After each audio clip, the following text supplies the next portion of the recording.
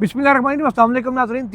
तीन रुकनी reporters bench एक बार फिर आपके सामने हाजिर है और मैं हूँ बिशारत राजा। आज 31 जनवरी है जी। इस्लामाबाद हाई कोर्ट से काम फैसला आया है, उस पर बात करेंगे। और फिर उसके बाद जो आज अहम मुलाकात हुई सुप्रीम कोर्ट ऑफ पाकिस्तान में, उस पर मुलाकातें हुई। हुई। अच्छा, आगाज़ करते हैं जी इस्लामाबाद हाई कोर्ट से। इस्लामाबाद हाई कोर्ट से ही दोनों रिलेटेड मामला हैं। एक उनके चीफ जस्टिस की तकर्रुरी का मामला है, दूसरा मामला है इस्लामाबाद हाई कोर्ट से 9 मई के ऊपर आने वाले एक फ़ैसले का। जी, कहा जा रहा था कि 9 मई के केसेस जब अदालतों में, सिविल अदालतों में आएंगे तो बहुत सी चीज़ें जो मीडिया पे बताई जा रही हैं हकीकत वैसे नहीं निकलेगी। और वही चीज़ अभी हुई कि नाज़रीन, क्योंकि जब आप कहते हैं कि एविडेंस मौजूद है, सीसीटीवी है, वीडियो फुटेजेस हैं, तो फिर आपको कोर्ट ऑफ लॉ में उसको लॉ के मुताबिक प्रोसीड करके चलाना पड़ता है। उसके लिए तरीकाकार ये होगा वीडियो का कि वीडियो जिसने बनाई, किस डिवाइस से बनाई, वो सब लोग खुद सामने पेश होंगे। उसका फ्रेंसिक होगा, ओरिजिनल चीज़ का, कॉपी का फ्रेंसिक नहीं हो सकता, इंटरनेट से डाउनलोडेड चीज़ का फ्रेंसिक नहीं हो सकता। ये वो तमाम लेकुनाज है जो हमारे लॉ के अंदर मौजूद है, जिनको कि एक केसेस बनाने से पहले चाहे बज़रिग ऑर्डिनेंस, चाहे एक्ट ऑफ पार्लियामेंट, इनको तरमीम करनी चाहिए थी, जो नहीं की गई। अब वो केसेस जब अदालतों में आ रहे हैं, नीचे से भले सज़ाएँ होगी ट्रायल कोर्ट से 5-5 साल की, लेकिन उन मुल्ज़िमान को अब इस्लामाबाद हाई कोर्ट से सज़ाएँ सस्पेंड हो गई हैं, रिलीफ मिल गया और कहा गया कि आपने हर समात पर इस्लामाबाद हाई कोर्ट में अपील में पेश लाजमी होना है। सुहेल साहब, थोड़ी सी तफसील इसकी ज़रा शेयर करें कि ऑर्डर के अंदर क्या लिखा हुआ है, किसने हेयरिंग की, ट्रायल कब हुआ? सदर गर्दी में केस 10 मई 2023 को बना था। हाँ जी, और ट्रायल हुआ, वहाँ पर सजाएं दी गई जी 5 साल सज़ा और 10 माह कैद व मशक्क़त, इस तरह की सज़ा। 22 नवंबर 2024 को मजमूई तौर पर 5 साल और 10 माह की कैद हुई थी। और एफआईआर में ये फैसला जो है, फैसले में ये सारी चीज़ें रिप्रोड्यूस हुई हैं। एफआईआर के मुताबिक मुल्ज़िमान पर फैज़ाबाद में पुलिस पर हमले और पुलिस चौकी जलाने का इल्ज़ाम है। ठीक है। रिकॉर्ड के मुताबिक एक भी मुल्ज़िम जाए वकूआ से गिरफ्तार नहीं किया गया। ओके, वकील के मुताबिक दहशतगर्दी की दफात से बरी भी कर दिया गया है इनको। हाँ, एटीसी की ठीक है। दफा से बरी हुए थे। हाँ, एटीसी की दफात से भी बरी हो गए और फिर छोटी सज़ाएँ दी गई। तो छोटी सज़ा जब होती है तो वो मुअत्तल आसानी से हो जाती है। तो इसी बुनियाद पर मुअत्तली की सज़ा की गई थी। प्रोसिक्यूटर ने कहा जी कि ट्रायल कोर्ट ने सीसीटीवी और दीगर शवाहिद की बुनियाद पर सज़ाएँ दी हैं और उन्होंने सज़ा मुअत्तली की मुखालफत की थी। लेकिन चार्जशीट के मुताबिक सज़ा पाने वाले 10 में से 5 मुल्ज़िमान अफ़गान शहरी हैं। अब इन लोगों की सज़ा मुअत्तल करते हुए ये कहा गया कि मुल्ज़िमान अपनी शहरियत की तस्दीक के लिए असली शनाख्ती कार्ड जो है वो deputy registrar supreme court high court को जमा करवाएंगे और अफ़गान शहरी होने की सूरत में डिप्टी रजिस्ट्रार शनाख्त के दस्तावेज़ात अपने पास रख लेंगे और तमाम अपील कुनंदगान को हर समात पर अदालत के सामने पेश होने का हुक्म भी जस्टिस दिया मोहम्मद अख्तर कियानी साहब के साथ दूसरा कौन था?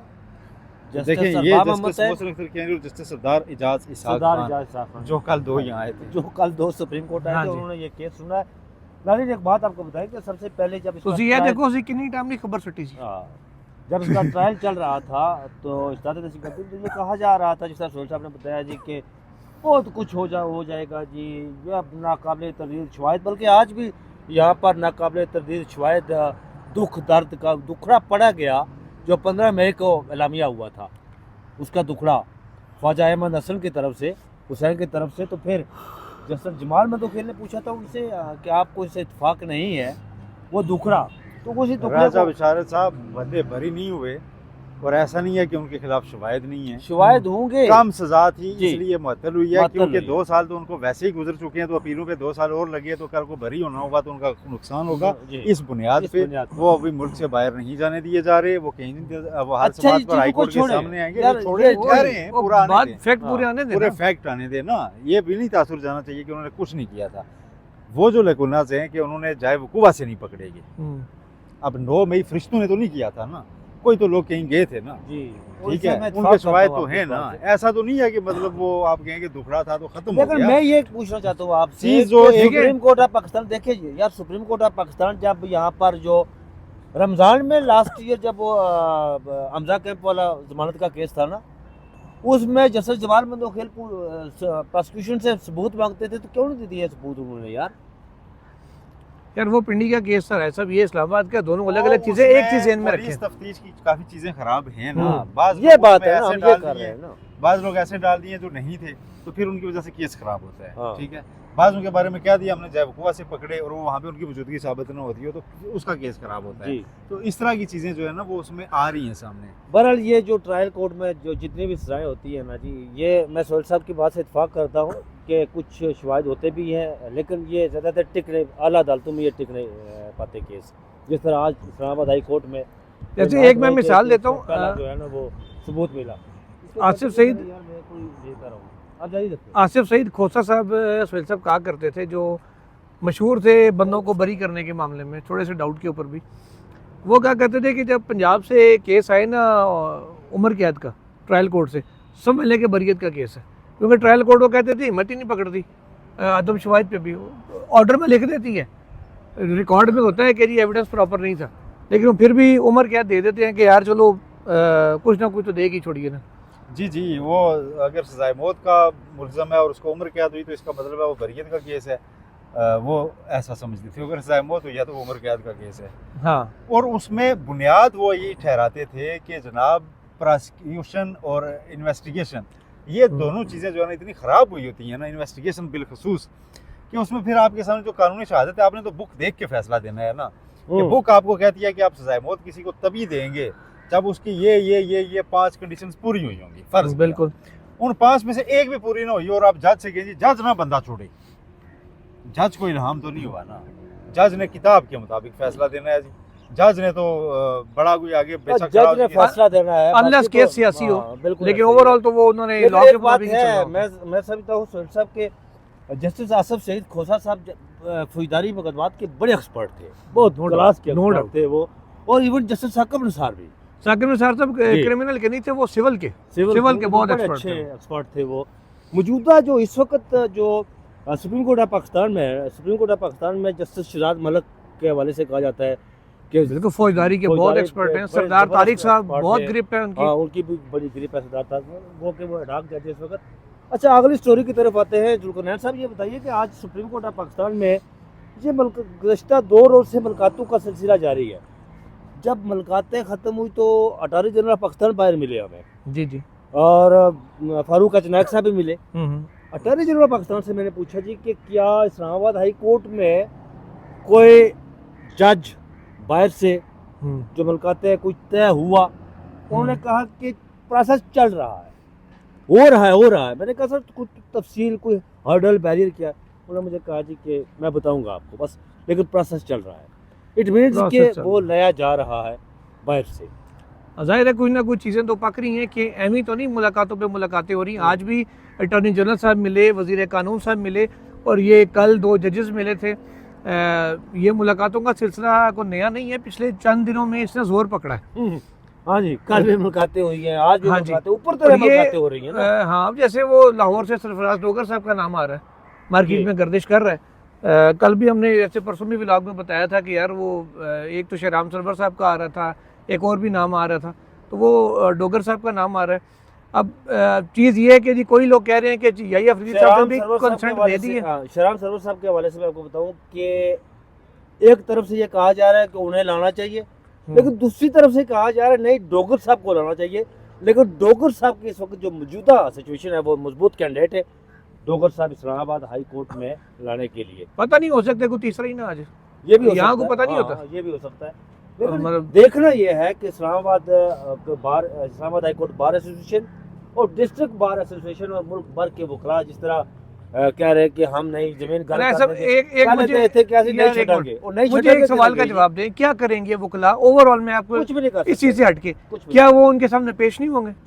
पेश होंगे, क्यों नहीं पेश होंगे? अब अगर वो यही कर सकते हैं ना, और क्या कि हम आपको नहीं मानते। आईने तरमीम लाने से पहले यहाँ पर कहा गया था जी कि नहीं छटांगे, और नहीं छटांगे किधर गई है सारे यार? इस्लामाबाद हाई कोर्ट पे नजर रखें, बहुत गहरी नजर रखें, बहुत गहरी नजर रखें, होशियार होशियार होशियार।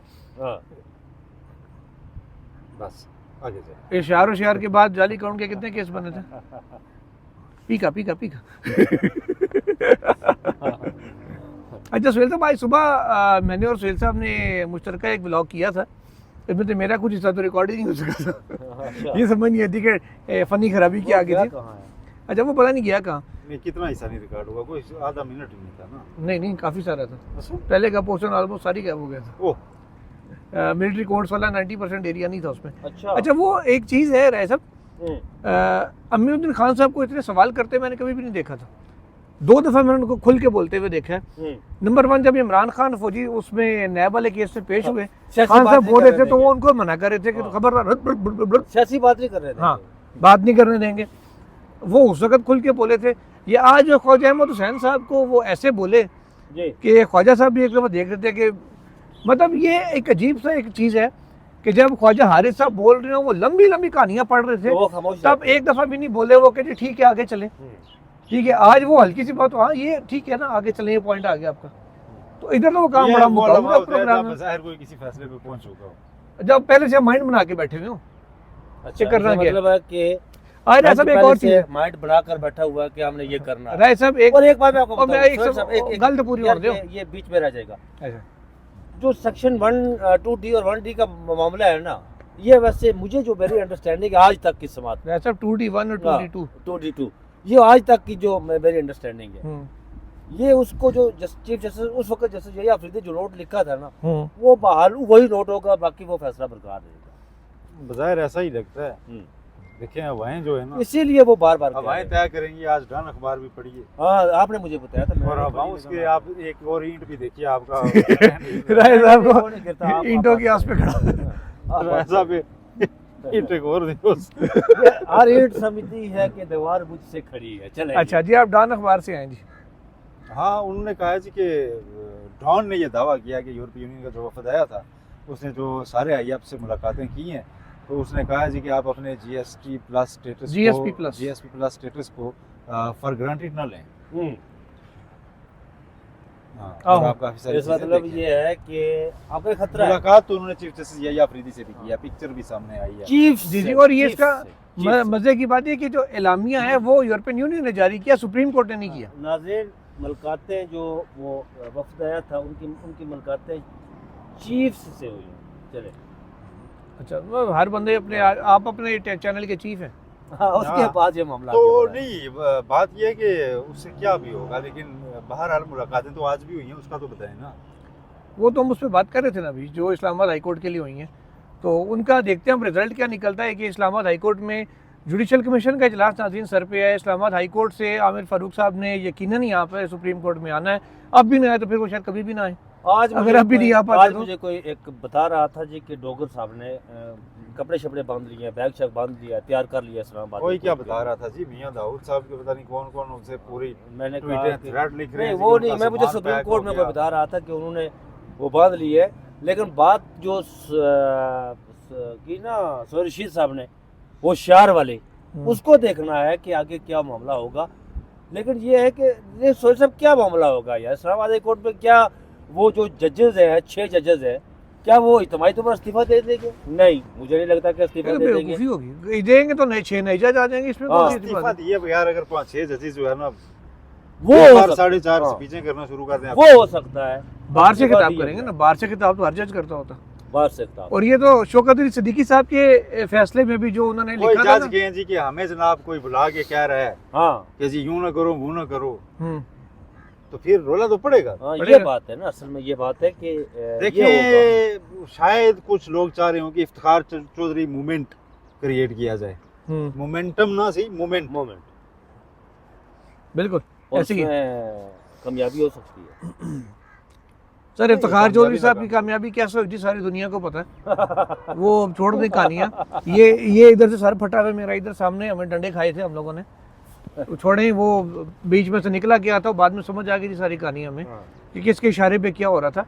वो बस जाने दे। वो जिनको कहते हैं ना कि जिन 4 के सामने इनकार किया था, 4 में से 3 ने कहा था तू डरती है सीने हालां तेरे। यार बाद में किताब भी आई है ना, किताब में आई है, उसमें भी जिक्र है जनाब कि वो उस जो तारीख चली थी उसके पीछे कौन था। मोहतरमा बेनजीर भुट्टो ने पाकिस्तान आने के बाद पता है उस तारीख से क्यों लागू गई थी, पीपल्स पार्टी थोड़ी फर्स्ट स्टेप अवे चली गई थी। मोहतरमा बेनजीर भुट्टो ने, ये किसी बावसूख बंदे ने मुझे बताया कि आके हालात देख के आपने करीबी लोगों से कहा था बहुत करीब होने की जरूरत नहीं है जी, ये तहरीक कोई ऐसी भी अदलिया की आज़ादी की नहीं है जी। के पीछे जो कहानी थी वो किताबों में। और आपने फिर देखा फिर उन्होंने बहाली के बाद पीपल्स पार्टी के साथ क्या सलूक करवा रखा, सलूक करवा रखा। और फिर वो मियां मोहम्मद फैसला साजी का इख्तियार अमलन और यार यहाँ पर वो मियां साहब कोट काला कोट पहनकर आ गए थे यार, वो जो बड़े बनते हैं मेमो कमीशन में और बड़े बुलंदो बांग दावे और आज भी उसी तरह की कहानियां। नहीं आज ये के किस्सा था ना, करप्शन हो गई, उनको बिजली के मंसूबे न लगाने दो, उनको कोई काम ही ना करने दो, बस करप्शन। उनको कितनों को सजा हो सीएनजी स्टेशन ना लगाने दो, सड़क ना बनाने दो। कितनों को सजा हो गया उसके बाद।